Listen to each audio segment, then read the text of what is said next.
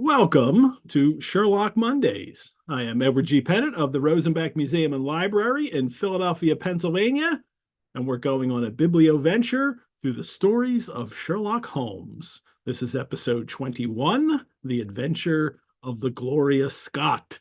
And joining me as co-host is our good friend Anastasia Klimchynskaya. Hey, Anastasia. Hi, Ed. It's great to be back. Good to see you. Do you know there's only, including tonight, 10 shows left of this run? Oh That man, is truly tragic. what am I going to do afterwards? Well, we'll find out what we're going to do for the But next what are you gonna do afterwards, Ed? at the end of this run. In the penultimate show, we'll reveal what's coming up next, and then I'll have to get ready for that one.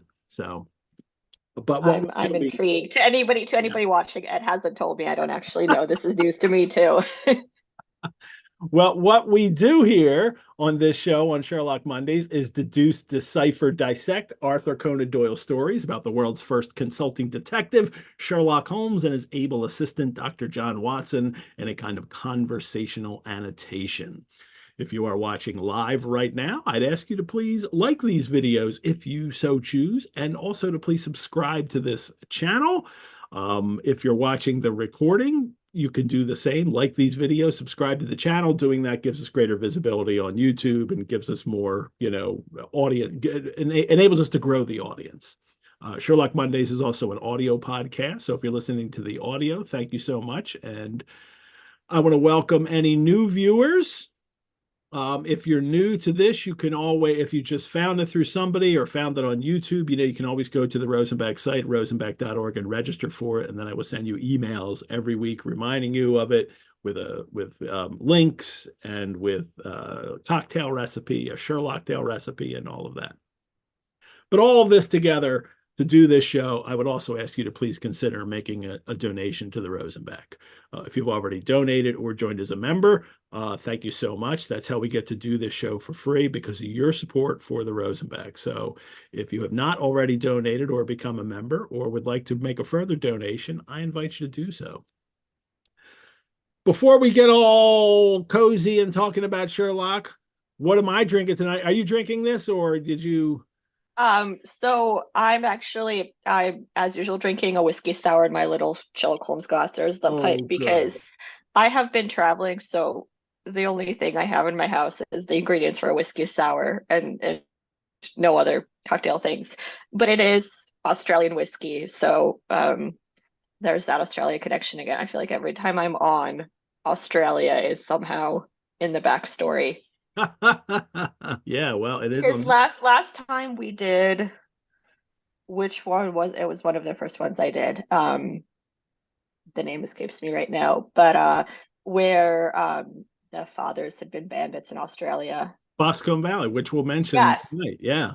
Yeah. Yeah. I have that in my So notes to mention. There's more connections, not just Australia, but we'll get to that too. I am drinking, every episode features a Sher-locktail designed by our good friend and co-host, Mary Alcaro. The recipes are in the YouTube description for the episode. I also send them out in email for those registered. Tonight, it's the Armitage Secret. And you can see there's a little charred orange slice in there as well. But it's a full-on cocktail. It's my kind of cocktail. Alcohol plus alcohol plus alcohol. You throw in a garnish. So it's brandy, rum, triple sec, actually a little lemon juice, bitters, and the orange garnish. It is it's a nice take on like a sailor's drink. So you'd imagine fancy sailors drinking this, maybe. It's really good. mm, drinking like a sailor. Yeah, well, that's my goal. What's new with you? Are you did you tell me you're going to be teaching some Sherlock soon? Yeah, so I am doing a course, it's called a reading group, for the Center of Fiction in New York, but it is a virtual reading group, so um, you can be located anywhere. And it's a reading group on the 1890s. So we're going to be talking about a number of texts from that decade of the Victorian period, which was just so fruitful and so plentiful. So we're going to read The Sign of the Four, which of course we've talked about on this show, The Picture of Dorian Gray, Stoker's Dracula, and H.G. Wells's Island of Dr. Moreau.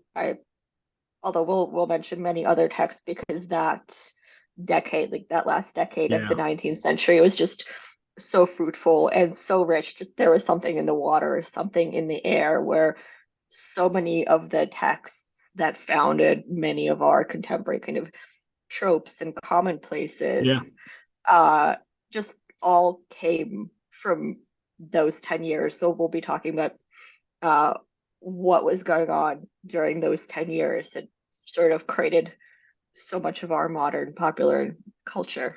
That's great. Yeah. And I love doing Sign of Four. So that's a really great one to do. Excellent. Well, people can, is there, is that available for anybody to take, or is that, Yeah, anybody can take it. It does cost a little bit of money, but I don't believe it's an exorbitant price. and you're worth it? Oh, thank you, Ed. So I don't think they've quite put that up on their website yet because the first course is March 20th. But if you look up the Center for Fiction in New York, which started out actually as the lending library in the early 19th century. So when they send me, my payments, it actually comes from the New York or the Brooklyn Mercantile Library or something like that, which is Wow. what it used to be called. So it's a very wonderful institution. All righty. Well, also, people should look that up, and we'll share that link on the Facebook group too when that goes live.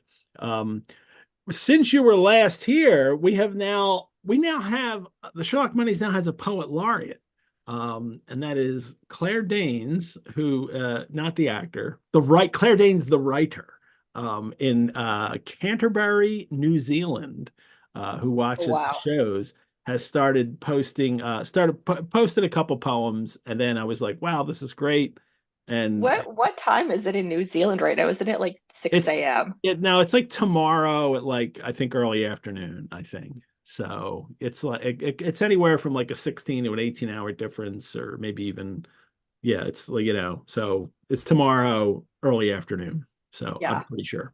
Or I don't know. It's tomorrow. That's all I know. It's Mhm. tomorrow. Um and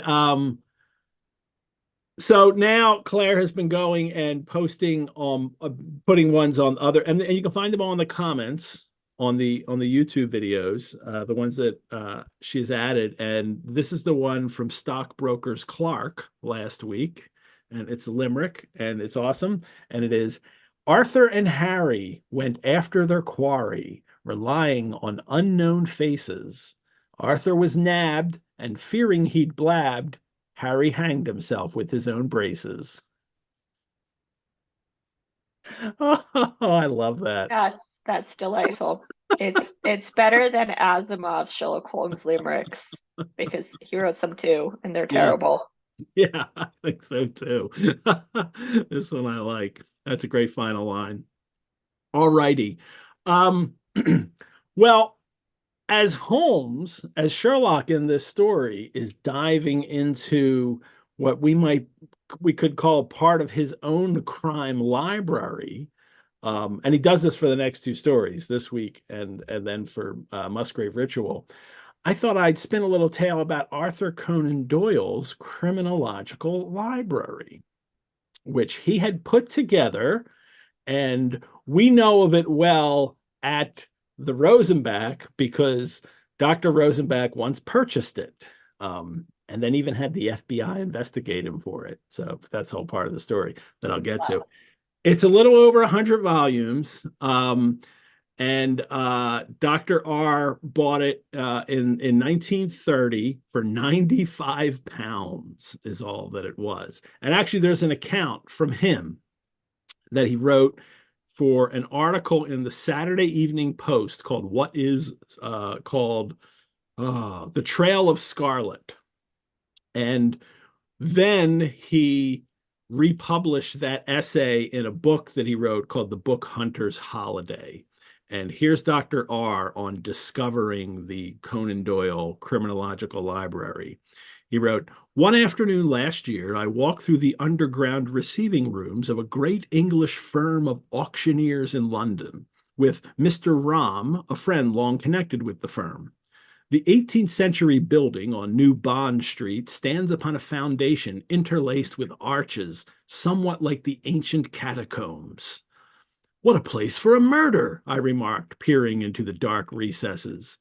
Sorry, doctor, Ram replied, but I'm afraid nothing exciting or mysterious ever happened down here. Suddenly he stopped. That's odd. Apropos of your remark, do you see those boxes there? Several large packing cases blocked an archway.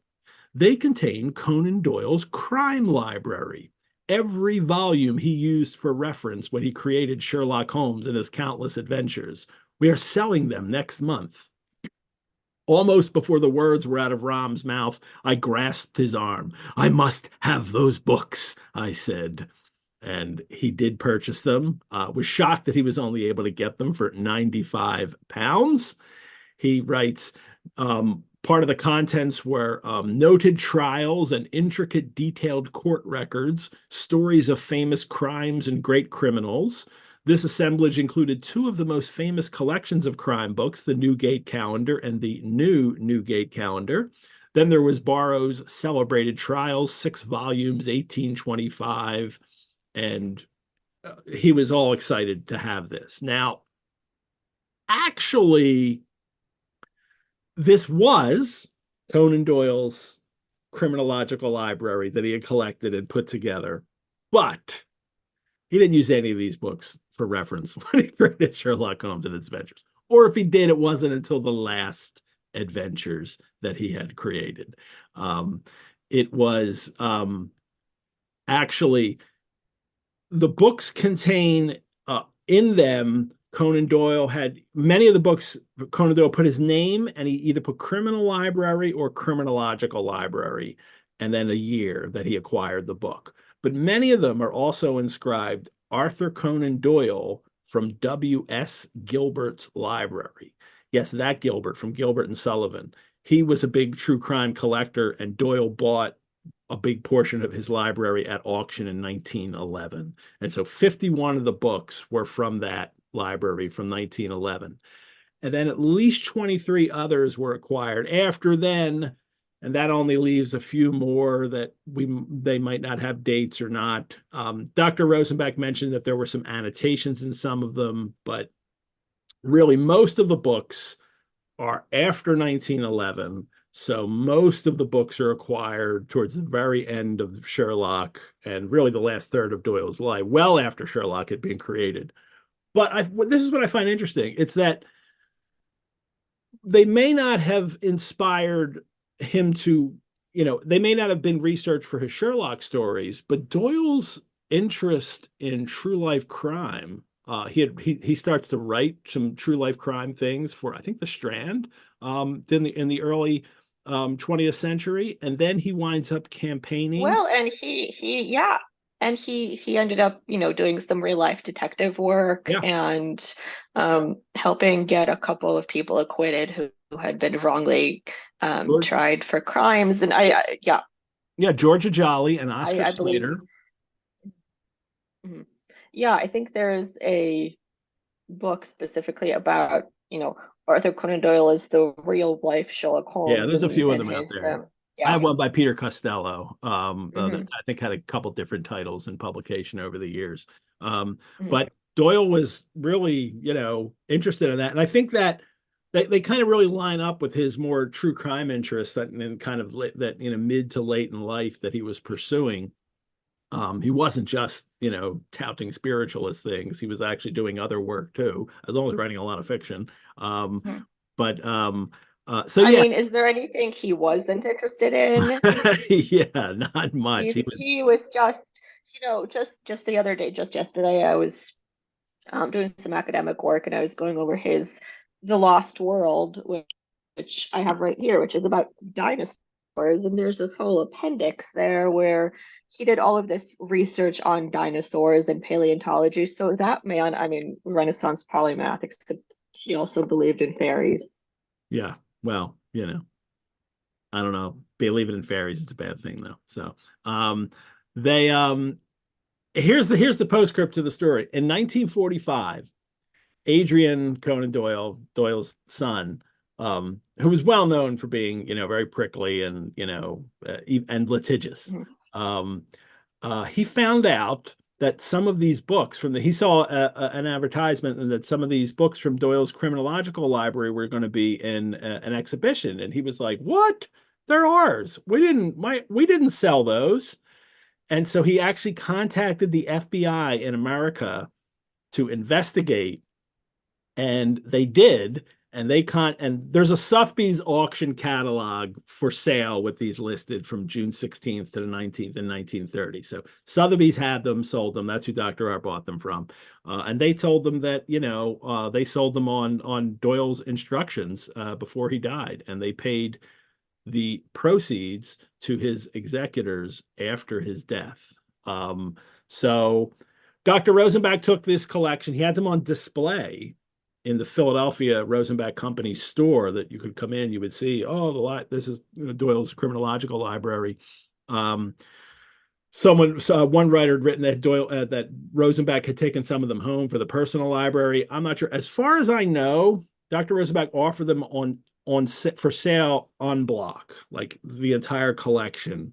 But I'm going to have to do a little more research to find out exactly what wound up happening to the entire collection, whether or not they were sold on block or whether he wound up having to piecemeal sell them off. I'm not even sure. So I will report back on a future episode after I convene with our collections at the Rosenbach and perhaps Yeah, so research we yeah, a little we more. have a question. Are they still at the Rosenbach in the Q&A? They So are not. yeah, I think you just answered that one. So I have to find out what became of these all at once. So I'm not sure. It might require a trip into the Rosenbach Company records. So we'll see, Ooh, very which will be interesting. fun. Yes, which will be fun. Um, all right. So I thought with Sherlock himself diving into his records this week, this was a good time to mention that Dr. Rosenbeck once had that. And he really, as the book dealer showman that he was like, oh, these are the books that created Sherlock Holmes. Well, that's an exaggeration. They actually weren't. Or not exaggeration, it was kind of a lie. They weren't. But I don't know if Dr. Rosenbeck actually realized that. He did say there were some annotations in some of them, but I don't know. So that's all we have on that. Um, Mhm. I mean, it's still a wonderful indication of what Doyle's interests would have been in the area of crime mhm. and how he was thinking about it, which is, of course, valuable in itself. Yeah. Well, our story tonight is the adventure of Gloria Scott. You can find a facsimile PDF of that as it was originally published in the April 1893 issue of the Strand magazine. You can download that on the Rosenbach's Sherlock Mondays webpage. And the story begins with Sherlock talking, as very few stories do. I have some papers here, said my friend. I love that it's my friend, Sherlock Holmes, as we sat one winter's night on either side of the fire, which I really think, Watson, it would be worth your while to glance over. These are the documents in the extraordinary case of the Gloria Scott, and this is the message which struck Justice of the Peace Trevor dead with horror when he read it. Um, we don't get a lot of stories opening with Sherlock speaking and we don't get a lot of stories that start with a conversation actually. But it puts us right into the sitting room with them, I think, when that Mhm. happens.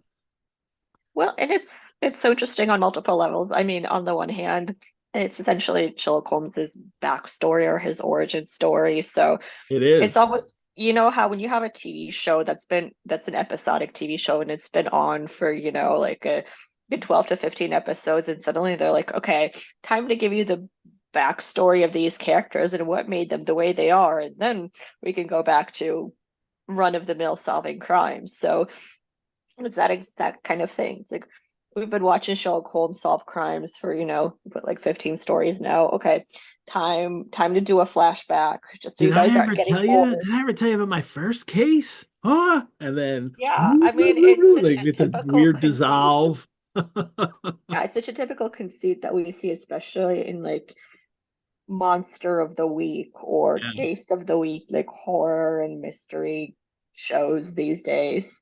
Um, but also it strikes me as, well, Sherlock Holmes has gone from, you know, these horrible stories, Watson, you're introducing romance into Euclid, to here's some papers so you can tell everybody about my very first case, which, Yeah. by the way, it's like the five orange pips, and that Holmes doesn't really do anything. Like No. He just tells he the shows story. up, he freaks out Trevor by deducing a couple things about his past, and then he just watches something unfold. So can we even really call it his first case? Like it was just he was just there. Yeah. Well, but some cases he is just there. So it does kind of fit the mold for some of the other things that have engineer's thumb. Some of the things it kind of fits as to what goes on. Yeah. I mean, it's almost this isn't, the first case he solved, but maybe the first case for which he was present and which maybe got him interested in crime. So Well, in that sense, it's a that's what we'll get it's to. a Yeah. character backstory and not, Yeah. here's the first time he used his skills. That's what we'll get to, definitely. He right away pulls out a little tarnished cylinder and takes out a note on it. And he reads the note right off the bat, which I find interesting too. And it's the supply of game for London is going steadily up. Headkeeper Hudson, we believe, has been now told to receive all orders for fly paper and for preservation of your hen pheasant's life, which is, it doesn't seem to mean anything. And it's great that he adds this in the very start, just like Watson here's in the beginning. It's like, that's, gobbledygook. That doesn't mean anything. And now we're going to start the explanation of of how that came to play, that strange message. When he tells Watson, that's when he tells Watson, it was the first case I was ever engaged. Watson had always wanted to know what that was, but Holmes isn't, been forthcoming in that until now. But now he is. Then he lit his pipe and sat for some time smoking and turning the pages over, because that's what Sherlock does. He smokes and Where's your pipe, Ed? right here. Oh, So there it is. Okay, good. I got worried for a second that was there. me. That was me preparing for the show. Lit my pipe and started to turn the pages over on the screen. Mhm. I was making notes. I've got my physical copy, which if you like your books pristine, maybe don't look now. Oh, I'm that's a sorry if I that's a good traumatize book. anybody watching right That now is a with the good way book. it's The falling book should apart. be well read, marked up, fallen apart. The problem with those is that then one day, like, especially because you teach, then you have to, like, at one point maybe transfer notes out of one book into another when it becomes too decrepit to actually use anymore. I'm at Oh, that. oh no, I keep them no matter how decrepit they Oh, are. I They're would they're keep it. taped back. Yeah. But my Dracula book is just about falling apart. The spine is completely broken on it, but all my notes are in it. So at one point, I'm going to actually transfer the notes onto the newer Norton Critical. Now they're in the old Norton Critical, and Yeah, see, that's the problem. I travel so much and I need my copies of my books with my notes to do my work. So I'm always hauling suitcases of books. I mean, even though I work with the 19th century, so everything is in the public domain, but I need my copies with my notes. yeah, absolutely. Well, we find out more than this is his first case. It's about this friend of his, Victor Trevor, the only friend I made during the 2 years I was at college. So number one, we find out Sherlock had a friend, which is almost shocking from what we know about him so far. But he went to college, and of course he doesn't say where he went, and there's a lot of Sherlockian writings about, whether he went to Oxford, whether he went to Cambridge. I mean, it's probably down to those two. It's not likely we're talking University of London, which is, the kind of the new one on the scene in the 19th century, or another one. There's the University College of London, and then University, I forget, there's two. But it's Oxford or Cambridge, and people have written many reams of paper, you know, arguing for which one it is. We're not told. It's just 2 years. We don't even know if he completed a degree or if he just went for a couple years and then decided to just keep pursuing his studies on his own, which what he was doing when Watson met him at Bart's College, just kind of studying on his own in their labs and learning on his own by that point. Um, he also says he was never a very sociable fellow, moping in my rooms, working out my own little methods of thought, never mixed much with the men of my year, because his line of study was quite distinct. And the one thing he did was fencing and boxing,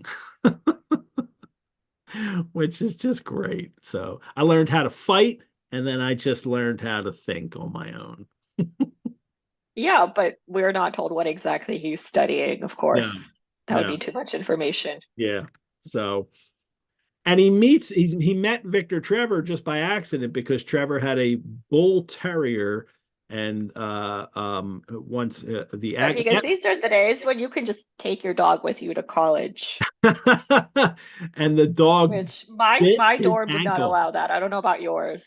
Well, that's part of the argument for, which college he went to. And some author, I think it was Dorothy Sayers, argued that he couldn't have gone to Oxford because they didn't allow them to bring pets. But then somebody else wrote something that like, actually, here's some examples of people who had their dogs at Oxford. So that's not so it becomes a part of, the whole lore as to where he could have gone. It needs to be a place where somebody could have had a dog.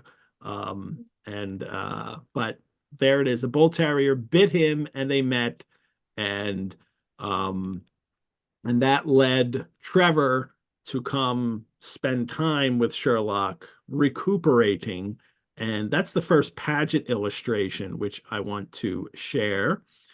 Of Holmes in his rooms at college and Trevor paying him a visit. And here it is. We'll make that bigger. And there they are. Oh, Holmes that's delightful. lounging on the couch, as he still does. We've seen other illustrations now of Holmes in Baker Street doing this. Now, here, of course, he's injured, so that's why he's lying down, perhaps. But this is a pose of him, this kind of very, relaxed. I like this is an aesthete, relaxing, on a couch. With Uh, a pipe or with a for pipe art's too. I love. sake. Yeah, they both got their pipes going here. Um, it's kind of in this kind of prone position. I mean, you can smoke a pipe. It's not, it's not the easiest. So, and it's definitely not if you're trying to read a book at the same time. You got to sit up in a chair usually to read a book and Well, smoke. it's all about the aesthetic here. So Trevor is visiting him, and they start to get to know each other. And it is they have even though Trevor is a full-blooded fellow full of spirit and energy, they do have some subjects in common. Sherlock doesn't say what they are, but he was as friendless as I. So that's what brings them together. And that reminds me a little bit of Watson in the beginning, right? Watson, he's in England, back from the army. He says he has no kith or kin. He only runs into Stanford by accident. Watson doesn't seem to have any friends at the time that he meets Holmes. So I mean, he does then later, and it's mentioned frequently by Holmes. Oh, you were with whoever, this friend of yours, that friend of yours. But in the beginning, Watson seems to be as, lonely as Sherlock when they first meet. Hmm. Yeah, loners attract loners. They do. Or do they? I don't know. Well, in this case, they do. They did. So, Mhm. um, and Trevor says that Victor Trevor wants Holmes to come on vacation with him for a month of the long vacation from school, to Donnithorpe in Norfolk, where his dad is on their country estate. And Norfolk, in case people, I have some images to let people know, especially for our American viewers, if you're a little uncertain of British geography. Here is a map that I pulled up today. And up here, this is where Norfolk is, up in this corner. Norwich is the biggest city there. Here's London, so it's on this little hump here on the, um, that kind of eastern edge of England. If we zoom in, Holmes mentions that it's north of Langmere, which is right around here. Norwich, Ipswich. Here's Bury St. Edmunds. Over here is Yarmouth, Great Yarmouth. That's where David Copperfield is. So the Peggottys live in Yarmouth, and David goes and lives with the Peggottys in Yarmouth right here, right on the coast. And if we zoom in a little more, we hear that it's in this area called the Broads. This is where Donnithorpe is. They see the Broads here in this section of kind of just to the west of Great Yarmouth. And the Broads have all of these waterways. You can see them all up the top and all through here. The Broads are the what they call this area of marshy wetlands, a lot of little rivers that you could fish on and hunt ducks. That's what this area right here is, the Broads. So somewhere in here is where we would imagine Donnithorpe is located. Mhm. Easy to look up if you look up on a map, just look up Norfolk, and you'll come up with this area in the Broads, and you can see that area. This is the area that is supposed to be for Donnithorpe. Well, Trevor's father is a man of wealth and consideration. He's a landed proprietor. So then he's the JP. He's the justice of the peace of that area. JPs in England in the 19th century and for a long time before were titles and duties given to big landowners they were be appointed to handle the kind of the local or matters of crime or just even disagreements that would happen between other people that lived in the area. Not serious crimes, or if a serious crime happened, like somebody was murdered, you'd go to the JP and he would right away, refer it to the assizes, and then it would become, out of his hands. But he would handle the little stuff that for the area that they could do. And he is this is a place where there's excellent wild duck shooting, good fishing. The house has a small but select library and a tolerable cook. So a nice Yeah, place. so yeah, it's not one of those, creepy, dilapidated Gothic houses that's super secluded like you get in the Copper Beaches or the Hound of the Baskervilles. This is sort of a nice country estate. It's going to be a nice little vacation for these students to go and hang out here. So they think. And well, they're there, and then they're having their um uh their port after dinner. Well, before that, Holmes even says, the father interested me extremely. And he's all, as soon as he meets him, he starts to run off the things that he does, right? He could tell he's a man of little culture, rude strength, both physically and mentally. He had traveled far, but he remembered all he learned. I mean, I imagine that Holmes meets him, and like in 60 seconds, all this information has gone through his head just by the first conversation that he has with him, the first notes of the first conversation.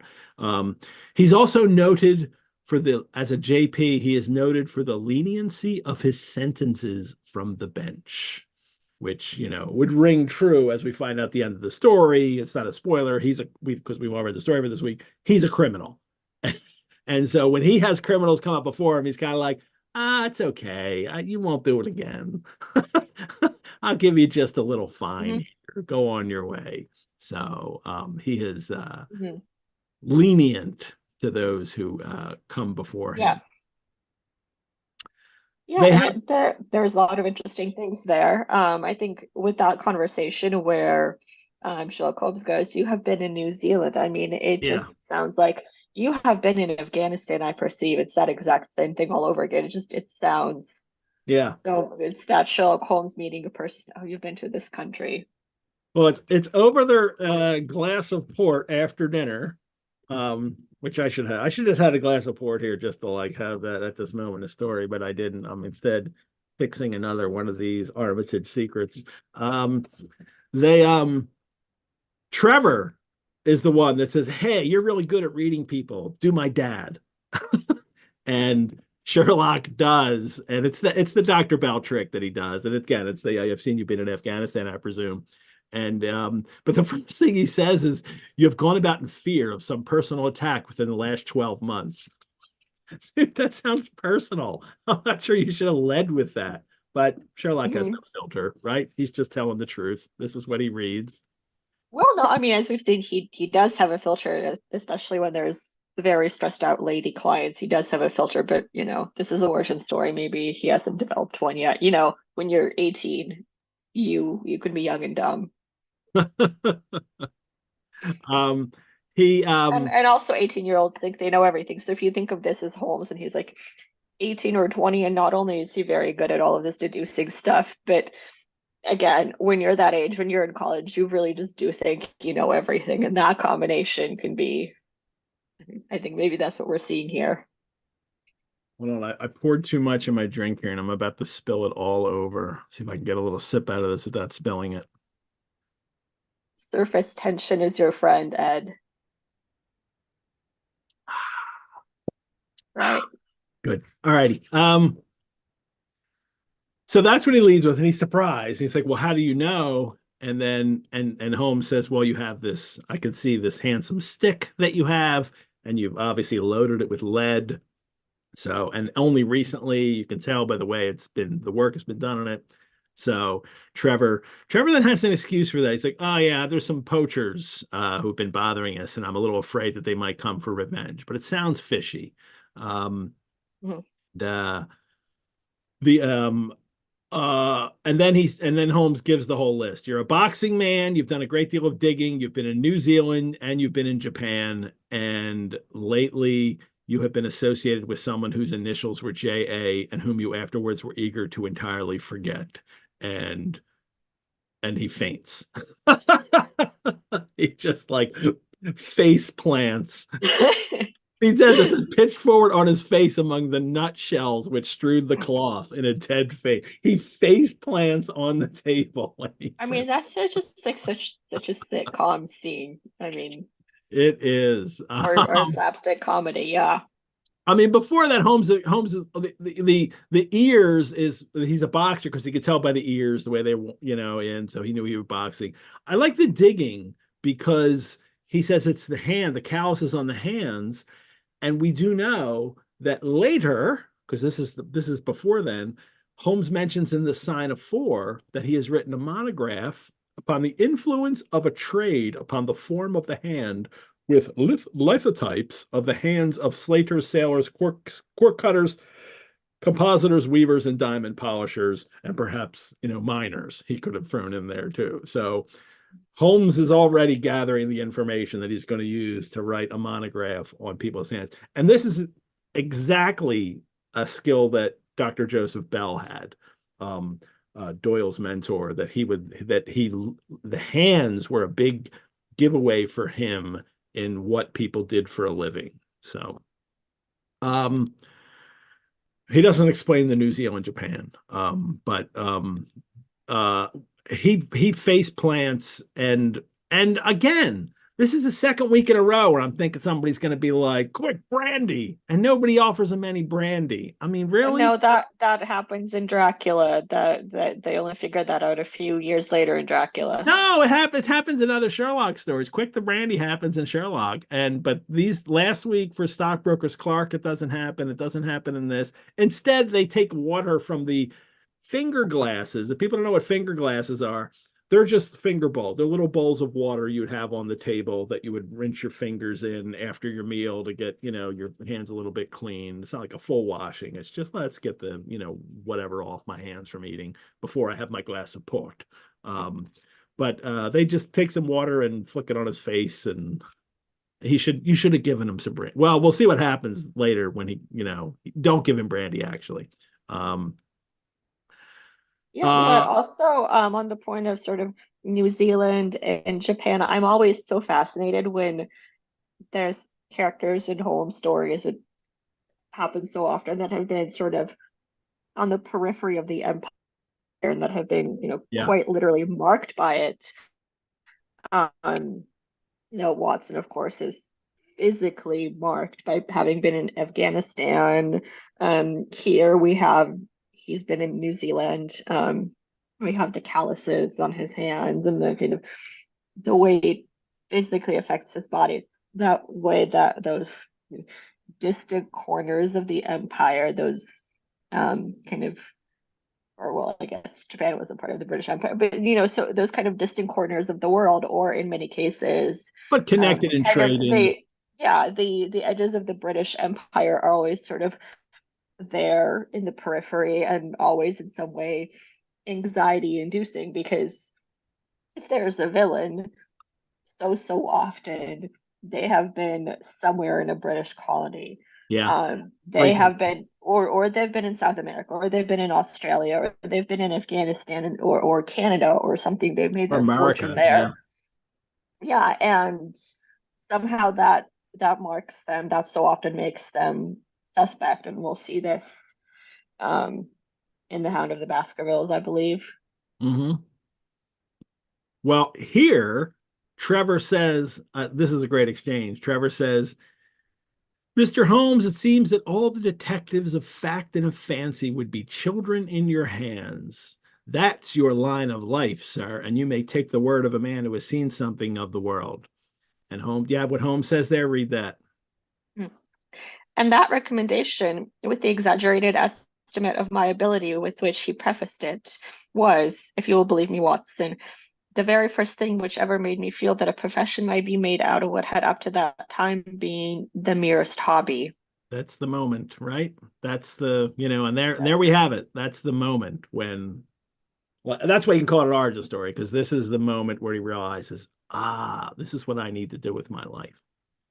You can be a consulting detective, the only one in the world. The only one in the world. So, yeah. Um, and then they asks him, well, uh, um, Trevor says that, well, Holmes says it's the tattoo. I could see, that's why I knew about JA. You've had it tattooed on the bend of your elbow. Um, but you can tell by the staining that you tried to obliterate it. And Trevor just says, oh, well, it's of all ghosts, the ghosts of our old loves are the worst. And then like, oh, let's go shoot pool with a cigar. Like he doesn't want to talk about it anymore, but he blames it on an old love of his. So, Just but a fascinating explanation because there's just no women in this story at all.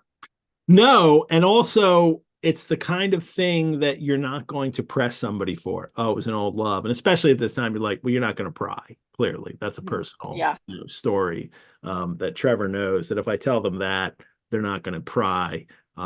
Even the son won't pry and want to know what it is. Um, Mhm. so they he's put them off, and then but Holmes now, because he's been able to do this thing, he says, I became so convinced that I was causing him uneasiness that I drew my visit to a close. That like Trevor's now like on his and of course, I mean, is how he's of course he's now uneasy around Holmes. Like anybody with a secret shouldn't be around Sherlock Holmes and would know that he's going to reveal it, and he's just going to say it out loud at some point. So Well, and I mean, anybody with any sense of, a desire for privacy, like you're just not going to get that around Sherlock Holmes. no, no, he's going to read it in you and mention it out loud, and that's not what Trevor wants to happen here. So Mhm. they're just before he leaves, they're sitting outside relaxing, and then who shows up but a sailor, a little wizened fellow with a cringing manner and a shambling style of walking, tar on the sleeve, because of course he's a sailor, he's gonna have tar on him. Um, His face was thin and brown and crafty, with a perpetual smile. I like that. Crinkled hands, which were half closed in a way that is distinctive of sailors. Another little hand mention for Sherlock. This is probably something that'll wind up in his monograph too. Sailors have their hands half closed, or I don't know, because they're always holding rope, so they walk around. I don't know. But that's a thing that Sherlock notices. And Trevor, Mr. Trevor, makes a sort of hiccoughing noise in his throat, jumping out of his chair. He ran into the house. He was back in a moment, and I smelt the strong reek of brandy as he passed me. He runs into the house, quick does a shot, and runs back out like nothing has just happened. Trevor doesn't really hide his feelings very well in this story. Mhm. So He is before one very stressed out dude. he is, and before we get to what Hudson says, the sailor, let me take this moment to thank all of you for watching this episode. As a nonprofit organization, the Rosenbach Museum and Library depends on the generosity of friends and supporters like you to keep programs like this free and accessible to hundreds of thousands, I need to change my text here, thousands of fellow Sherlockians worldwide. I hope you will consider supporting the Rosenbach and Sherlock Mondays by donation, which you can do at our website, or by becoming a member. Membership gives you free museum admission, invitations to member-only events. You can learn about more to how to become a member on our website. Part of our membership is also an early access to program and course registration. At the end of next month, we will be announcing our new spring programs and courses, and those who are members will get to register for them before the general public does. So, and there'll be some fun things in there for you to consider if you want to be a member to get early access to some of these things. A Rosenbach membership also makes a great gift, and I really can't stress how important your support is. So if you haven't made a donation or joined as a member or have the ability to make a further donation, I would be very grateful if you did so. We also have a Facebook group page, Sherlock Mondays, for lots more Sherlockian info, news, links, conversation, and fun. I post there frequently, as do so many people. It's a very busy page, right, Anastasia? I know you're Oh on yeah. there. Or people like mention you, and you have to get on there and talk. So it's really great, the kind of conversation that gets to continue online. Yeah, it's a lovely community, and I think it really started with when we did Dracula back in the pandemic, and we all needed community, and it just kind of And expanded since then. even though we're not locked down in a pandemic now, that continues. I mean, it's this show and these biblioventures are about creating these communities of like-minded readers who find other readers out there. And I like what I like about the shows is that we have die-hard Sherlockians for many years in the audience who watch this show, and also people who are reading the stories for the very first time, which I really love. So we all get together and get to share this love of Sherlock Holmes. There's also an audio podcast version of the show. Look for the Rosenbach podcast, Sherlock Mondays, wherever you get your podcast. The audio podcasts drop 1 week after the video ones. You can always write to me at epettit@rosenbach.org. That's EPETTIT. There's 3 T's in Pettit. I love to hear from our audience. And we had a question today in the live chat, and that people have been asking me, Sherlock Mondays merchandise. Yes, it will come. I don't have the announcement tonight. I promise you it will come. And then you'll be able to buy Soon. cool merch for Sherlock Mondays. It'll be fun. And the same thing with the Hound of the Baskerville show. When Sherlock Mondays comes to a close with the Adventure of the Empty House, we're going to go on another Sherlockian biblioventure, but this is going to be an exclusive pay-only series on the Hound of the Baskervilles for 8 episodes, available by paid subscription only, that will run on the Mondays in May and June. Same format. Myself and these wonderful co-hosts. As soon as the registration opens, I will let you know when that will happen, and you can register, and it'll be a blast. So I can't wait to do Hound. So Hound is going to be so much fun, especially because it was a serialized novel in the Strand. And we won't get to go as long as their serial was. I think it was 12 months. We'll get to do it in 8, but that's enough to kind of get the feel of a serial weekly as we were doing it. So, all righty.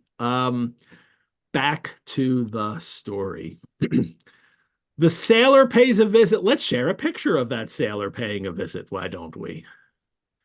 Here is Trevor in the beginning.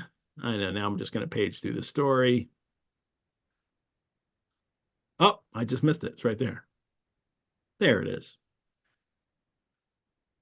Here he is. He doesn't look very evil here. You can tell he's got a little grin on here, but I kind of wish Paget had found some way of making him a little more disreputable and evil. I don't But know. I think that very prominent nose yeah, is our key, that he's questionable. And and the eyebrows. He's got prominent yeah, eyebrows the too. Victorians and their whole, phrenology and physiognomy and all of that. So uh Got just a I'm little sure bit that of a that nose would have been associated goatee. with something. He could be a little more beat up here, but he's got the sailor's cap. This is who he is, and here's Trevor like, oh, what do you want with me? After he's had his brandy, of course.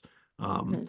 Sherlock looking very dandy in the boater hat and his nice, light colored suit here. Um, it totally looking like the dandy. Look, or like he's just come out of Jerome K. Jerome's Three Men in a Boat book. And here he is now sitting outside with his friends. But I mean, and it's so striking. I mean, they look like such respectable gentlemen with their dandy outfits and their hats and their kind of leisurely country estate, or they're on chairs, in chairs on the lawn, or some such. And suddenly some kind of hint of the dark past that has yeah, been repressed surfaces. We've seen that so often. Something dark and dangerous and troubling from the past, and something that is associated with the foreign, of course, often coming back to threaten that kind of comfortable, leisurely, aristocratic kind of lifestyle. and Trevor here is not relaxed in his posture, leaning forward, his arm crooked here. I like the whole shape here because I say this about that he doesn't look presumably evil or beat up enough, the Hudson, but he's a little bit slouched and he's leaning forward here. I don't know if maybe this is a kind of way that you would, this is the lean of a sailor on a ship here. But he's leaning forward and he's not straight. He's not straight right now. And Trevor, of course, is kind of leaning into them in this kind of, hard, acute angle here, this 45-degree angle his body makes with his knees. I like that shape, the way that's coming in there to really kind of project there's a connection here between these two characters, and we're going to find out what that is at the end of the story. Because because right now it is Hudson, the seaman, is just he says, "Oh, it's surely Hudson," says Trevor in a tone of surprise. Hudson, it is, sir. It's 30 year and more since I saw you last. Here you are in your house, and me still picking my salt meat out of the harness cask. Right away, Hudson's letting him know that, the difference in the way they're leading their lives right now.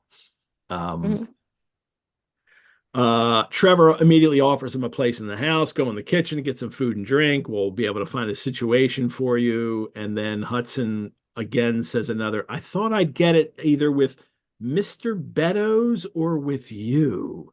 Um, and then he says, bless you, sir. I know where all my old friends are, said the fellow with a sinister smile. So it's a threat that it's easy to read that he is threatening him. I have information. I know other people. I could find you. Um, and um, and Trevor, Trevor's response then is to go into the house, and Holmes says, an hour later, when we entered the house, we found him stretched dead drunk upon the dining room sofa. So Trevor isn't the one that if there's a situation, don't give him the brandy, okay? He's just going to he's going to keep drinking it and just get, flat out drunk. Uh, Mhm. Drinks himself into a stupor. Mhm. Well, Holmes realizes that I think I should leave. This is maybe a little weird here now, so I should definitely get the heck out. He already was uncomfortable. Now I definitely leave. He leaves. He goes home. Spends in his London rooms. I spent 7 weeks working out a few experiments in organic chemistry. So we've got the. So now we know he likes to do the chemistry experiments when he's with Watson later, and this goes back to at least college. I mean, it could go earlier, but this is the early mention now that Holmes is doing organic chemistry experiments on his own. It's so very Percy Shelley of him, who apparently liked to just tinker with chemistry in his dorm Alchemy. Percy thought he was an alchemist. room. I mean, isn't that the Sherlock origins of knows that it's chemistry? science, you know. Mm, Um, yeah. Well, and Holmes wasn't kicked out of school because he wrote an atheistic tract. Well, So as far as we know, yeah, anyway. as far as we know. So maybe one of his early monographs was on, there couldn't possibly be a god because and then, he got kicked out. But anyway, I know we're talking in parentheses about Percy Shelley here. Uh, We're establishing continuity between all of the that's Rosenbach shows, the that's way Doyle establishes continuity by mentioning other that's cases. it. Yeah, you have to find old episodes of Sundays with Frankenstein, in which we talk about Percy Shelley. So, all righty. Um, Holmes is contacted by Trevor, young Trevor, and he is recalled back to Donnithorpe. He gets a telegram saying he's in great need of his advice and assistance. Holmes heads back there. Young Trevor has now grown thin and careworn and had lost the loud, cheery manner. It's odd that he has a loud, cheery manner, and he also doesn't have friends, which Holmes has already mentioned. So young Trevor seems like the kind of guy that would have had a lot of friends, um, Mhm. but he doesn't. And he tells Holmes that the governor, meaning old Trevor, is dying. He apoplexy, nervous shock. Apoplexy, for people that are familiar with the term, it's kind of the sudden loss of sense and motion, like this. But it's almost always from a stroke, is what they mean. Somebody's had a stroke and then they're kind of almost paralyzed in a sense. An apoplexy, and it's a very sudden thing. Um, they get back there, and he dies actually before they get there. He tells home on the way, do you know who it was that we let into the house that day? Meaning Hudson. I have no idea. It was the devil, Holmes. And I'm thinking like, what? Is this going to be like a supernatural story? Are we going to are you fighting the devil? Like Christopher That Lee could that would play have been you? that would have And been great, right? And that would have been so in line with so many of the other stories in the right. 1890s where it might have been some kind of, devil or something. But no, this is Sherlock Holmes, no ghosts need apply, as he'll No. say in a Yeah. later story. There's no devils here. Could have turned into an Arthur Machen story, or one of those, supernatural detective stories that wind up happening. But they're more of the 20th century, I think. Carnacki and all those. All righty. Young Trevor is wondering how his father could have fallen into the clutches of such a ruffian. He tells Holmes that after that day he made him a gardener, then he promoted him to a butler, and then Hudson just wandered about and did what he chose, and the maids complained of his drunken Well, and I think it's habits. important to note that at this, well, not just at this period of time, but the butler is kind of the servant who's in charge of all the other Yeah, servants, right? He's sort of the head of the household in terms of all of the maids and groundskeeper and all of the other people. So he's essentially put him in charge of all of the other Right. employees. I mean, he's made him basically the top manager Right. Who's the and put him in this position to, abuse all the staff essentially. it's the he's the Carson, the Downton Abbey, Carson. He's in charge of everybody. This, Mhm. and this is the guy that you made. And what he does is he takes the gun out for shooting and does whatever he wants.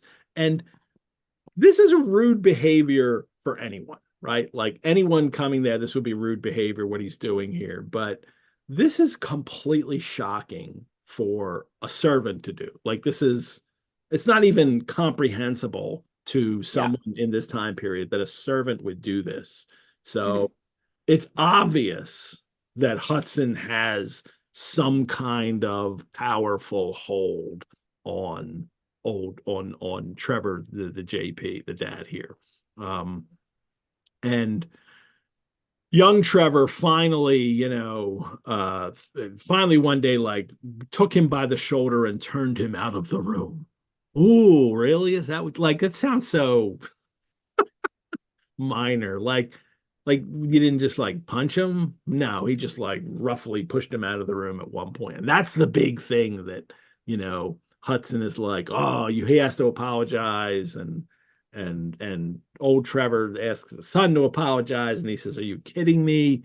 I'm not going to apologize to him."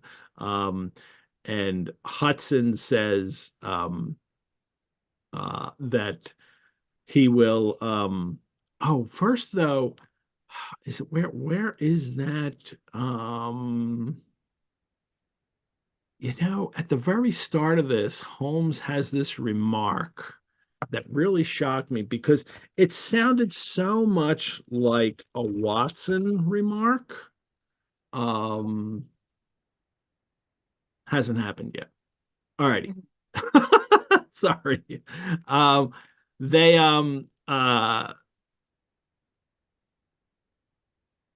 Yeah, so they reached the house, and it just struck me as so sad that this poor guy Trevor, he doesn't get to be there for his father's death because he's off fetching Holmes from the station. Like, and he dies when he's not there. That's a little odd, like because right? even I Trevor thought, mentions, "I'm not why, sure he's going to be alive when we get back." Well, right? why Like, then why don't you go? send a servant to the station or something? I mean, you could send somebody else in the dog cart. You don't have to go yourself. Yes. Yeah, Um, it was such a sad moment for me that, Trevor wasn't even there for his own father's death. Like, this is the point he's reached.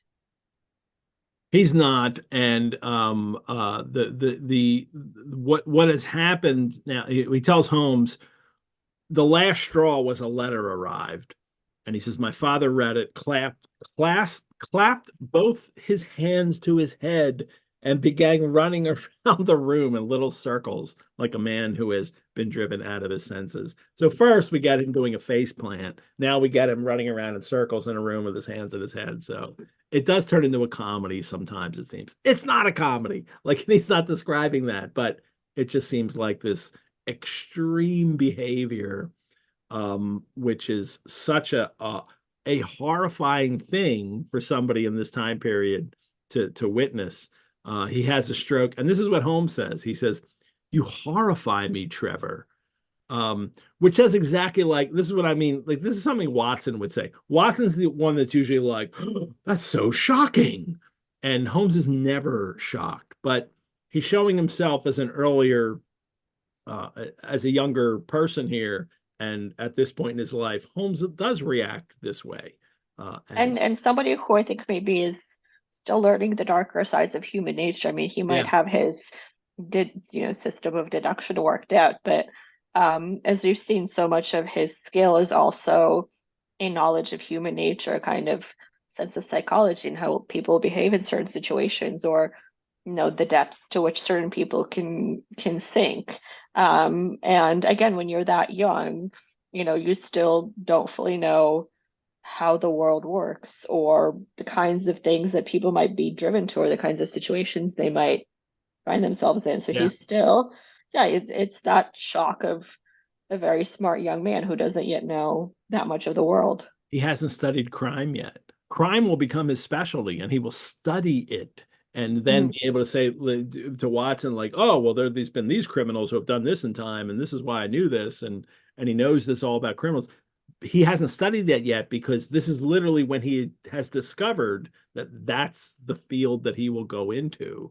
So he knows nothing about this kind of stuff yet. Holmes has never been exposed to people being blackmailed and and these long ago crimes that are coming Well, back to yeah, yeah. affect them. This is all Well, new. and if you're a loner sitting in your rooms just practicing your thinking in an abstract fashion or tinkering with your little things, you don't get much of a chance to observe human Yep. nature, right? And the thing with Holmes's skills is it's not just pure theoretical logic. It's the ability to kind of know enough about human nature to be able to effectively apply that. And for that, you need Yeah. to, go outside of your rooms and interact You with need people. experience for that. And this is the pre-experience Holmes. So yeah. Mm. Well, they um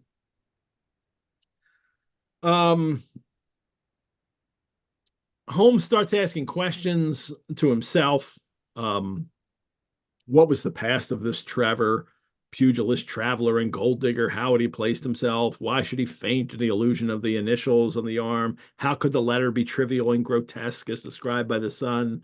And that's also interesting too, because these are the kinds of things that Watson usually does in a story. That usually there's a point in the story that Watson will like kind of recount questions that relate to the story to kind of encapsulate for the reader these are the issues that we're solving. And but in this early case, Holmes himself, we're watching Holmes figure out a case for the first time, trying to figure out a case for the first time. He's not been tasked to solve it, and he doesn't have to solve it in the end because they get the confession that answers all the questions. But this is the kind of thinking that he will have to bring to bear on future cases.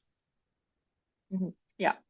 And we return to the message that we had in the beginning. The supply of game for London is going steadily up. Headkeeper Hudson, we believe, has been now told to receive all orders for fly paper and for preservation of your hen pheasant's life.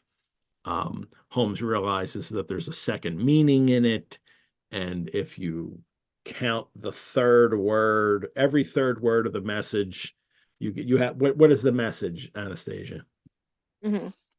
Um, oh, first part I had it earlier, but the game is up. Um, Hudson has told all, fly for your life. There you go. Did you do the third three words? Because he Yeah, says it yeah, later, but you didn't even yeah. have No, to. You I could go just, I the, just, the third word. The yeah. game is up. Hudson is told all fly for your life. Well done. Good time. So you Thank solved you. um you solved it too. I solved it. Um and then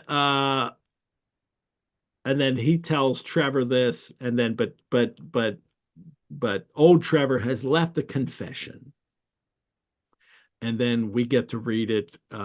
He brings it to Holmes, and first on the whole idea of the confession, and Holmes says, to Watson now in the present day or of the story, here is the statement which was drawn up by my father, well, I'm sorry, this is him telling him. Here's the statement that young Trevor tells to Holmes, and Holmes says, these are the very papers, Watson, which he handed to me. Why would Holmes have these? This is odd. This is like a personal confession Mhm. that, like, why did Trevor give it to Holmes and to begin with? I almost kind of feel like Holmes is like, oh, I'm taking that with me, and he puts it in his pocket when he leaves because this is going to be really cool memento to hang on to, because this doesn't seem like something Trevor would give Holmes. Yeah, I'll just keep it so that when I'm a, world famous consulting detective, I can just dramatically pull this out from my chronicler. The first case. um The other thing about this is now again, as has happened in a frequent occurrence in Sherlock stories, we get a tale within a tale. And I love this idea, Anastasia. This happens. We had, and of course, the first two, Study in Scarlet and Sign of Four. Of course, we get two long tales in those. But also in the shorter stories, we frequently get characters who come in and tell Holmes a story, or sometimes Holmes tells Watson a story. But one of the things that I've learned in this biblioventure is that Sherlock stories are about telling stories. They're about not just characters telling stories, and Doyle loves this. Doyle loves the idea of I'm gonna have a character tell a story. This is something Dickens was great at. And The Victorians generally really loved the nested narratives or the yeah, nested and narrative. I mean, that's how Jekyll and Hyde is yeah, written. That's how so much of Dracula is written, where you get the little winding back stories, parts of Hound of the Baskervilles. stories within stories, but in Sherlock stories, it's also about how stories reveal truths, right? We Mhm, don't get people who tell stories that are untrue. The tale is always the truth in Sherlock, is mhm. what I've learned so far. Now, as I go through the rest of these stories and then continue through the rest of the canon, this is something I'll really be looking at. But like so far, when somebody says, let me tell you a story, it's the truth. And Mhm. I kind of feel like this is something that is in Doyle's mind, that tales are true, whether it's factually true or the true with a big capital T kind of thing, right?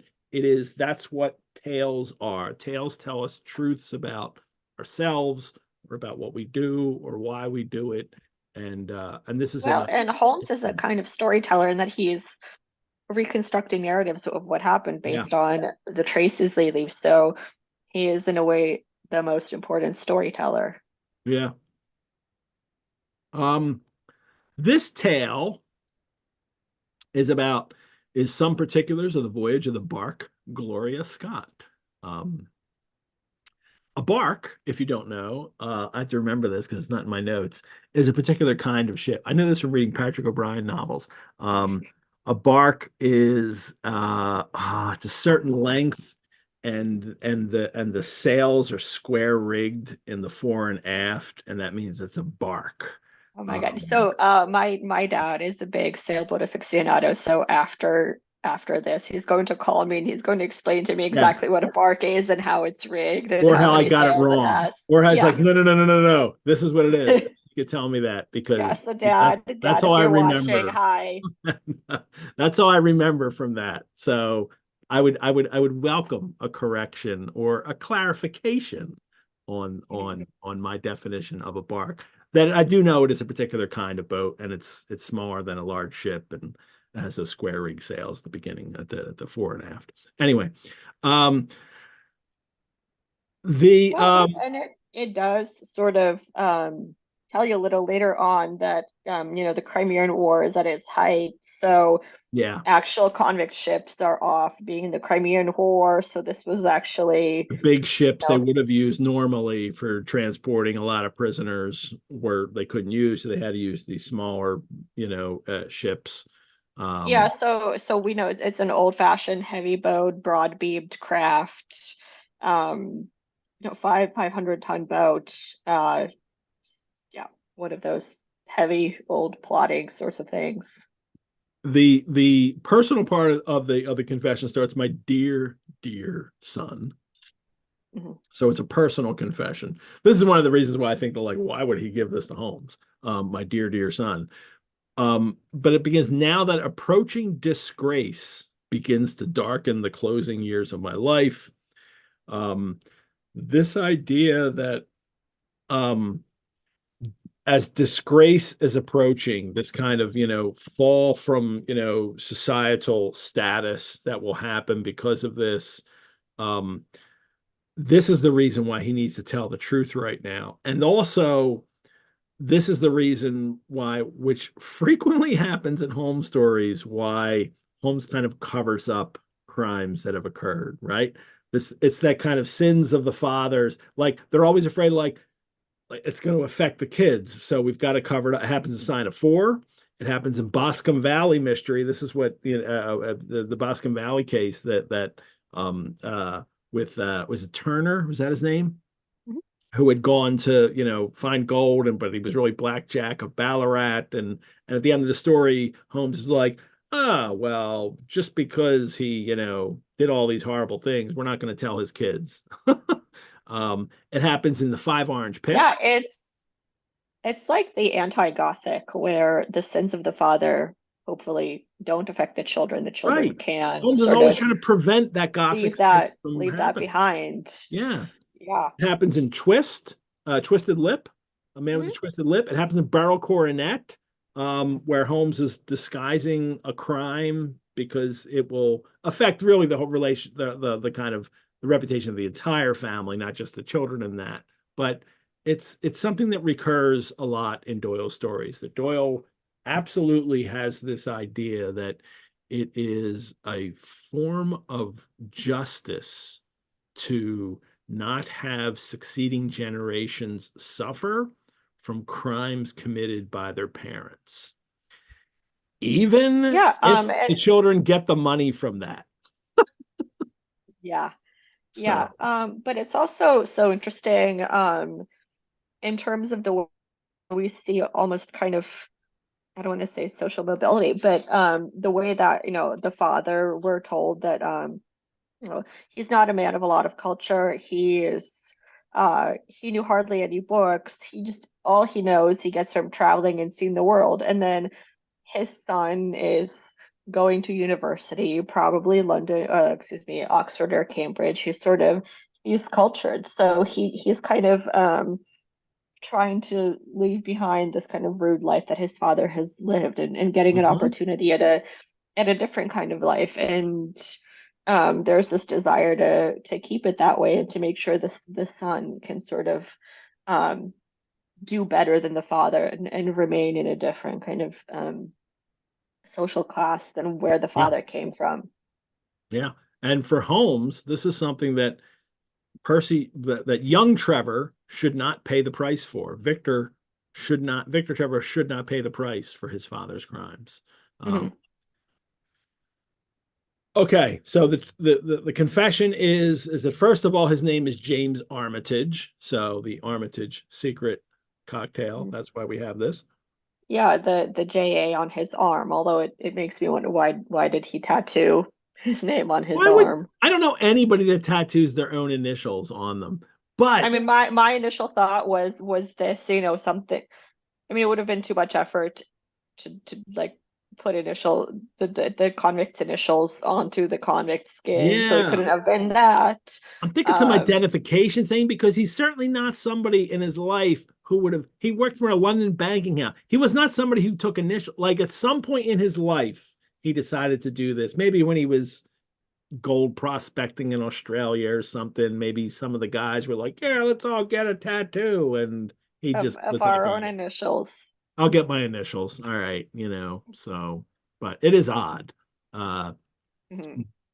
but that's his name. And then here's the he was he also says just before that he says every word which I tell you is the naked truth. And I think that of course we're supposed to believe it. And this is my idea too that when somebody tells a story, a tale, a confession especially, it is the truth. We can believe it. He's not Well, going to and this is essentially a deathbed confession. I mean, yeah. you believe those. Unlike in real life, like the deathbed confession is the one I'm not believing. That's the one that like I'm gonna be thinking like you're thinking of how people are gonna think about you after you're dead, so you're not gonna tell the truth right now. Mhm. But not in fiction. In fiction, it's always this is the Yeah. truth. So Mhm.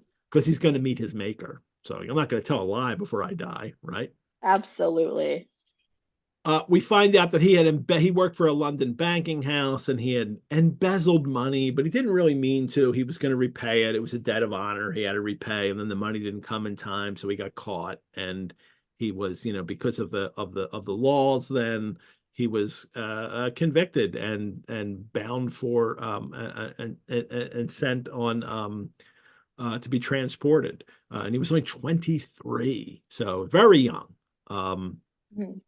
23 years Which old. is in itself, yeah, he stole some money from his employer and he finds himself on a boat to Australia. I mean, he didn't kill anyone. This was not kind of a brutal this was not anything involving violence. So it strikes me as so harsh for what is apparently a first offense in a very young man. Yeah, but the laws are the law's the law. Well, This I is mean, it makes me wonder if there's some kind of sort of commentary there about the harshness of the law and how yeah, harsh it should or shouldn't be. because he didn't really mean, like, I didn't mean to steal. I was going to repay it. I was just kind of I took an unauthorized loan.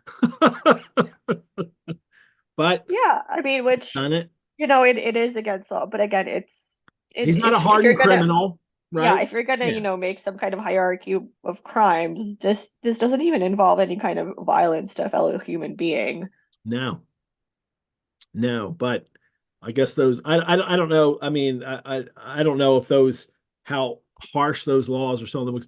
I do know also that the kind of idea of transporting criminals, um, as draconian as the British legal system was, in that, like, the smallest theft was could be a hanging offense. The smallest theft could be a hanging offense. Any any kind of crimes against property they would hang you for, but judges rarely hung people for those. Even in the late 18th century and definitely into the 19th, you were actually kind of rarely hung for that. Usually what because they had this thing like, oh, we can transport you, now we could send you. First it was America in the 18th century would send you off to, and then once they got the colony of Australia, then that's where they could send you to. um, and it winds up creating part of their empire in by transporting these criminals there. So Yeah, why wouldn't you use convicts for free labor? yeah.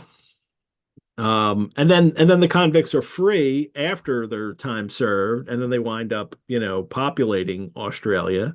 And it works well for the British Empire. It doesn't work well for the people who lived in that country. um and but he is bound for Australia on the Gloria Scott. It's during the Crimean War. We mentioned that. That's why they're on this smaller ship.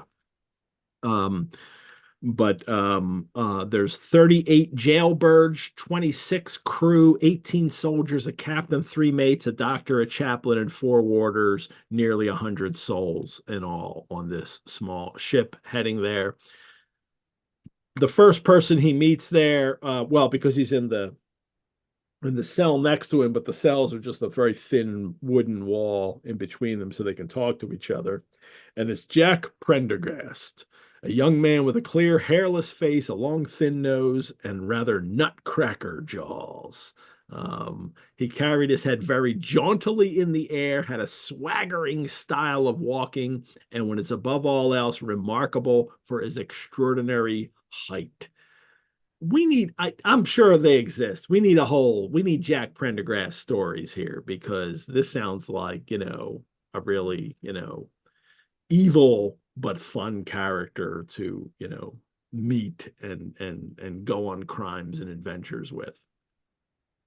He was a man of good family and great ability, but of incurably vicious habits. He's almost like, I don't know, he's kind of like the criminal Byron here. Mhm. And he has actually, he's super confident that he's going to escape because he's already taken the money from his last crime that he was convicted of and used it to buy the whole crew, and planted the chaplain on board who was his partner, and they're going to take over the ship at some point. Mhm.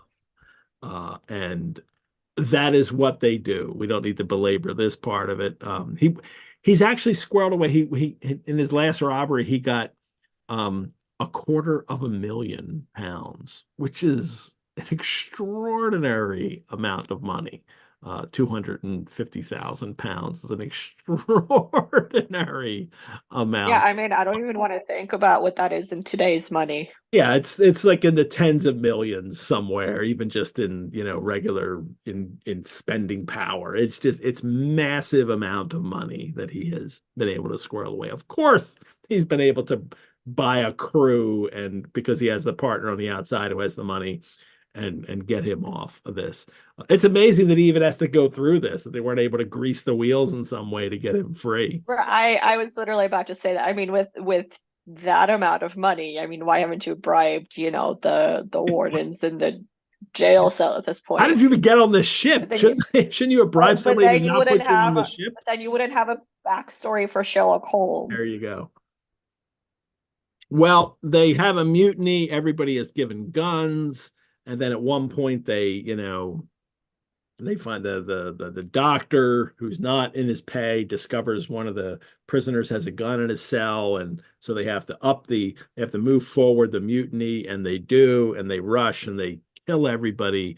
And I love this one part that I'll share the image of too from Sidney Paget. We rushed on into the captain's cabin, but as we pushed open the door, there was an explosion from within, and there he lay with his head on the chart of the Atlantic, which was pinned upon the table, while the chaplain stood with a smoking pistol in his hand at his elbow.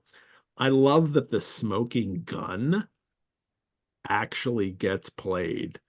And where is it as I'm sharing this image? The smoking gun. There it is. The smoking gun in his hand. Look at that great little trail. It's a really, really well done illustration. This is Prendergast coming into the room, looking shocked, like, oh my God, you've shot him. Isn't that great? As we'll learn how bloodthirsty Prendergast is later. But you can't see the results here, except you can. Right here, Oh, there's a yeah. dark stain coming out between the hands. That's the blood coming out. Like Paget has just put in enough that doesn't make it easily visible on the first glance. But if you really look carefully here, you can see here's his head, and here's like a little trail of blood coming out of it. There's the smoking gun. And he's wearing a clergyman's outfit, which makes it even more evil. It's not evil, it's evil. So, evil. So, because he's not a real clergyman, of course. So, real clergyman wouldn't do that. There we go. The chaplain stood with a smoking pistol in his hand. I love this illustration. It's really well done. Mhm. Yeah. Um, After that, then they all decide to get drunk. They cracked a dozen brown sherry. They cracked off the necks of the bottles, poured the stuff into tumblers, and were tossing them off. And then suddenly, in the midst of them all celebrating, um, there's gunfire, there's explosion in the room, this gunfire hits them, and they apparently haven't taken all of the soldiers yet, which they should have done before they started drinking. And Mhm. but Prendergast bellowed like a bull and rushed for the door with all were left alive at his heels. He got on them before they could load. And then Trevor writes, my God, was there ever a slaughterhouse like that ship? Prendergast was like a raging devil, and he picked the soldiers up as if they had been children and threw them overboard, alive or dead.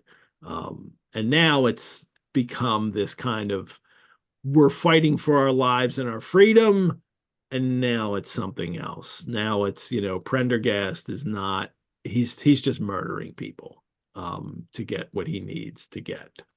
Um, isn't in Island of Dr. Moreau, is it Prendergast or Pendergast? It's Prendergast in Island of Dr. It's Prendick. No, Prendick. no, it's Prendick. It's Prendick, sorry. Prendick. It's Suddenly we're on the sea in a Prendergast, I boat, think and I is was like, what? No, it's Prendick. Sorry. mm, You got it in my head earlier. I'm talking about Anna Dr. Moreau, one of my favorites.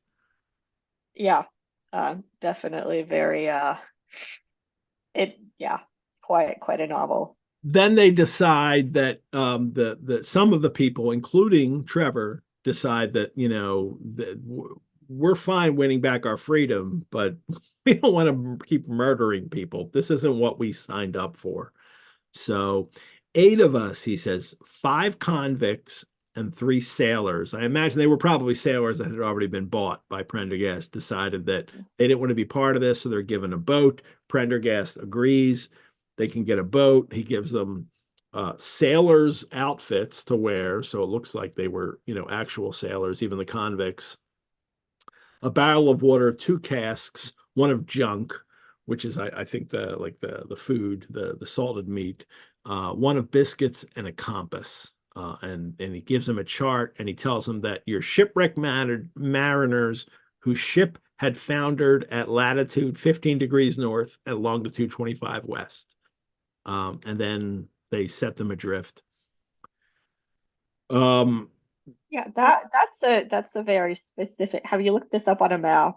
Now to um, know exactly where that would be. it doesn't work apparently, and many Sherlockians have looked this up, and then what he says later, the Cape de Verdes was 500 miles to the north, and the African coast about 700 miles to the east. Apparently, all of this doesn't really work. But hey, Doyle's not writing that in this. Like, you believe it when you read it. Like, it Hmm. all sounds like you're giving me accurate details, and that is what convinces a reader. But if you're going to take the compass and work out on the maps, I don't think it actually works.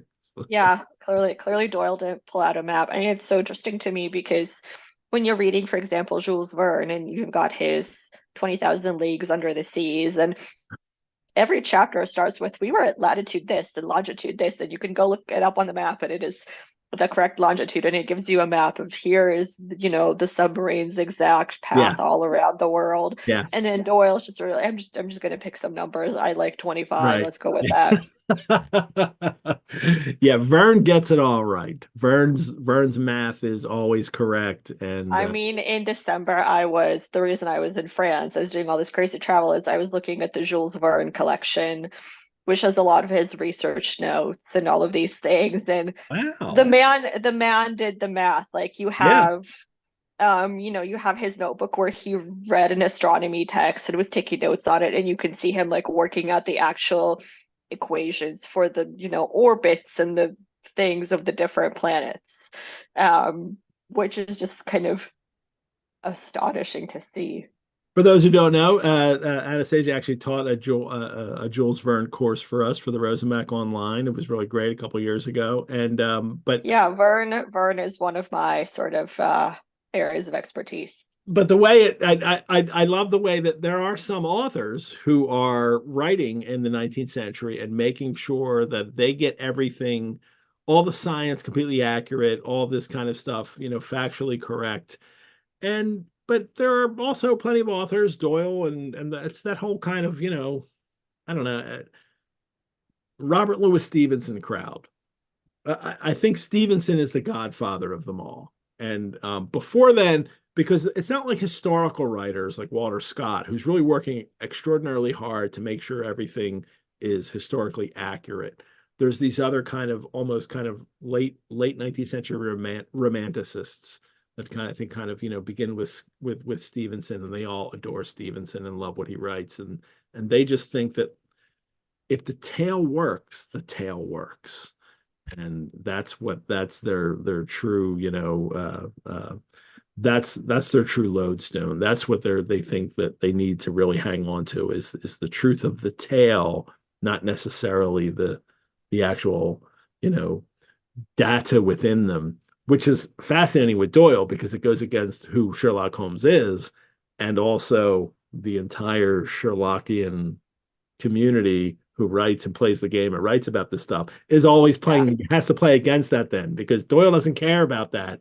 But if you do care about it, Well, the reason Doyle doesn't care is why there's all these inconsistencies, which is why we can actually play the game. Because if it had all been perfectly consistent, then we would have nothing to argue about constantly. But it's also so interesting to go down a slight other rabbit hole, which is that the 19th century is kind of when you start seeing the emergence of science fiction, and so much of science fiction is, I'm going to give you this technical explanation that sounds like it could be accurate, but it's probably completely made up. And the idea is not that it's actually completely accurate, but the idea is that you believe it's accurate. Like, dilithium crystals in Star Trek don't exist.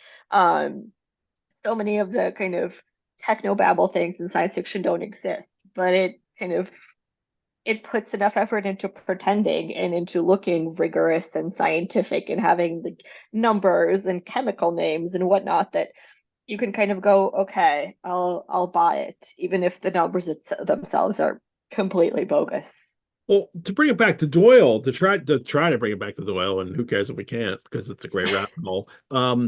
The There is that kind of dichotomy in writing realistic fantastical fiction at the time. And Jules Verne is like rooted all in real things, facts, and data that actually you can, look at.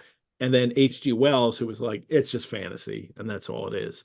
But I mean, you would be fascinated to read some of the scholarship on Jules Verne because a lot of it is people arguing on like how accurate is this actually? I mean, Captain Nemo has these like sodium powered batteries, and there's people arguing about the efficacy of that, and I'm sort of like, but that's not the point. But okay. I tried to bring back Doyle does wind up writing science fiction in the 20th century with his Professor Challenger stories in the Lost World.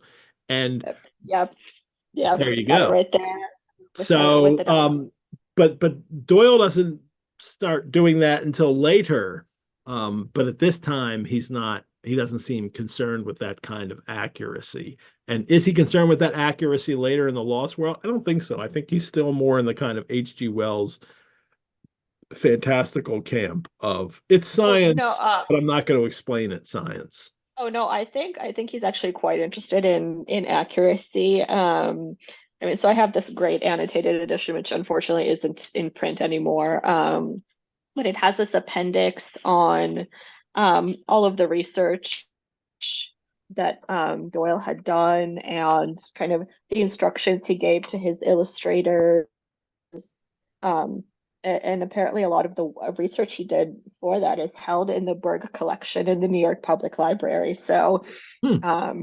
if anybody on the East Coast wants to take the train up there, there's a lot of kind of his research. Because paleontology was a big 19th century hobby. I mean, they were kind of discovering dinosaurs, or I mean, kind of really for real discovering dinosaurs, and it was a really popular attraction. It was, I mean, dinosaurs are still very cool and we love them, but the 19th century really loved dinosaurs. Good. All righty. Now we've gotten to dinosaurs. So Okay, yeah, clearly, time we've bring clearly you back veered from to the path. Although, no, I love the connections that delving deep into these stories makes, and you kind of go from the one to the other, and you can really explore, and things do connect. Well, because all of these authors were kind of reading each other. Like the literary world of the 19th century, at least if you're looking at like England and France, it was all connected. British people could read French, so they could go read Verne in the Yeah, original, and it was just kind of all circulating. You've got all these new communication technologies. So of course, everybody's talking to each other. good, and we're still doing it. In Gloria Scott, what happens is Trevor and the other guys in the boat look back at the Scott, and it blows up, and then they go back, and it smoke they saw a black cloud of smoke shoot up from her, which hung like a monstrous tree upon the skyline. Great description. And they go back and they find one guy floating in the water, and they save him, and it is Hudson, who has come down to haunt Trevor and Beddoes. And he although it begs to, well, he tells the Why did story. he only show up now? Like, why hasn't he been blackmailing these guys for the past 30 years? Yeah, but even more than that, what do you mean blackmailing them? You were part of the crew, dude. Like you were just as guilty as the other guys that stayed on the ship and did all the murders. So if he spills on Trevor and Beddoes, well, he's also guilty. So it's not like, I mean, I guess you could cut the deal, like I'm going to turn state's evidence, and that happens. People could get out of it, but it's, he is just as guilty as they are. It's a hard, he knows something about them, but he's also implicated in it. So Mhm. it does make for a harder blackmail than usual. But after 30 years, of course, I don't think Trevor and then Beddoes, his friend, are really thinking about this. They just don't want to be caught. They don't want to be found out as to what they've done wrong. Mhm. Um, Apparently, Prendergast has kept murdering people on the ship. He has continued to, he kills 5 prisoners. And then he's going to and then he cuts the throat of the surgeon himself, and then he's going to kill the first mate, and the first mate is the one that causes the ship to blow up. He threatens them that he's going to burn the powder that's on board. Either he does that or somebody shoots him, as it's we don't know, but the ship blows up. And then Trevor and the survivors are picked up by a ship called the Hotspur. I love the Shakespeare reference there. The brig Hotspur bound for Australia. But the captain found no difficulty in believing that we were survivors of a passenger ship which had foundered. Really? Um, and at the same Yeah. time, there was a lost prisoner ship. And, it's a little silly that that's not, you know, investigated here, but we're like Mhm. literally in the wrap up of a story, and Doyle's certainly not going to pursue showing how this would be believable or not. Mhm. They he gets back and then he says, for more than 20 years we have led peaceful and useful lives, and we hope that our past was forever buried. Um, that's the kind of, thing that happens, that's happened in several stories now, Boscombe Valley, especially this kind of characters who have turned their life for good in Sherlock stories are given a pass at the end. They're forgiven at the end. Um, and it's okay to forgive them, I'm sure, but it kind of really challenges the idea of justice, Mhm. and the fact that young Trevor has an entire estate and all of this money from a criminal who was not supposed to have any of this. So Well, but I don't think he acquired the estate criminally. I think he acquired the estate from, all the that's gold true. digging that he did. So, it's not like he That is a stole difference. all the money. Yeah, Yeah. that's a difference for That's Boscombe not like Valley. Prendergast who, Yeah. defrauded whoever to the tune of tens of millions. But I almost imagine in this world here, if it was like Prendergast had son, and Sherlock could have been like, oh yeah, well you could take the money, that's fine, because Prendergast died. So it's like nobody ever suffers in the succeeding generation. And I'm not saying whether or not that's a good or bad thing. That is a thing that exists within the Mhm. Sherlock Holmes stories as they have been. I mean, which is such an interesting thing in, such a in the context of as class-based a society as Victorian England, where you inherit, if you're an aristocrat, you inherit your aristocratic position. If you're the monarch, you inherit that like you inherit what you are from your predecessors and you stay in that class, Yeah. hopefully. Well, he writes at the end here, his last words are, "Sweet Lord, have mercy on our souls." So he ends his confession with a kind of prayer and mercy on our souls, which is exactly what happens. It's not that Sherlock is in a position at this point, this college student, to like reveal this kind of stuff anyway, but it is that's how these stories read, and that's how Doyle has written them. That if at the end of your life you're sorry, okay, Mhm. that's fine. So, hey, and that's, well, I mean, that's Christianity, right? You ask for forgiveness, you're fine. So, no matter how many people you murder, if you're truly contrite at the end, you're going to heaven. So, that's how the system works. Mhm. Um, Holmes wraps it up here. Trevor winds up going to India for a tea plantation, and the police think that Beddoes was killed by Hudson, and then Hudson escaped because they both disappear. But Holmes then thinks that, like, no, no, no, no, that's not what happened. Beddoes fled, and Hudson realized he wasn't getting anything, and he just left. So he didn't reveal anything that he had told Beddoes he had revealed things, and that's what caused Trevor to have his stroke, but he really didn't. So nobody got caught in the end of this. Nobody gains anything, and the story ends. Those are the facts of the case, Doctor. And if they are of any use to your collection, I am sure that they are very heartily at your service.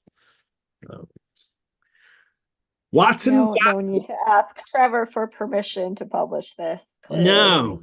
So we've had that in some stories where we get the people are dead, or now I can reveal the contents of what, now I can reveal the story that has happened. It's just, Holmes has told him, and now Watson's telling the story, and or is publishing the story, and that's it. But we get the first case that Holmes was involved in, but that's not what makes it the origin story. What makes it the origin story is that it's the thing that makes Holmes realize, I'm going to be a consulting detective. I'm going to turn my life to this kind of skill that I have to solving crime. And Mhm. and then we get it. So, well, Yeah, we'll get another one yeah. next. We'll get another one in the next episode with the Musgrave ritual. Well, and I have to say, the Musgrave Ritual is very exciting because it's where I know. my BSI investiture comes from. And I and I Um, and I was wondering, like, wait, I thought you were on that one, and then but it wasn't, and no, I think Mary's on that one Monica's on because, next week. Yeah. oh no, Monica's on that. Okay.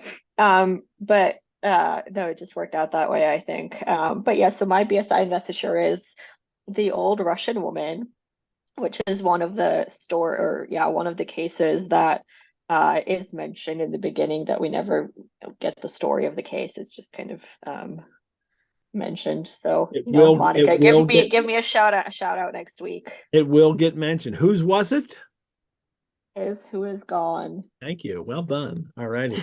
Yeah, Um, to be part of the Copper Beeches, you have to sort of, we which is do. the Sherlock Holmes Society in Philadelphia, you have to kind of recite. You get the questions, and you have to recite the answers. Although, of course, they let you do it as one big group. So if there's It's like easy to 12 of see. you and you don't know it, you can just hide in the middle of the group and just kind of mouth along.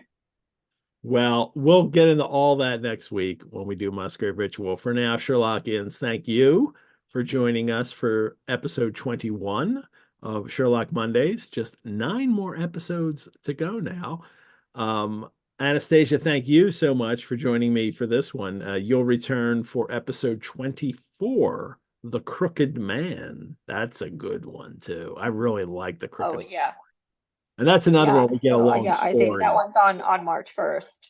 And that's another one we get a tale. Somebody tells the story of what happened to themselves and why they're in this. I really like The Crooked Man a lot. It's actually also a great Jeremy Brett episode, too, The Crooked Man.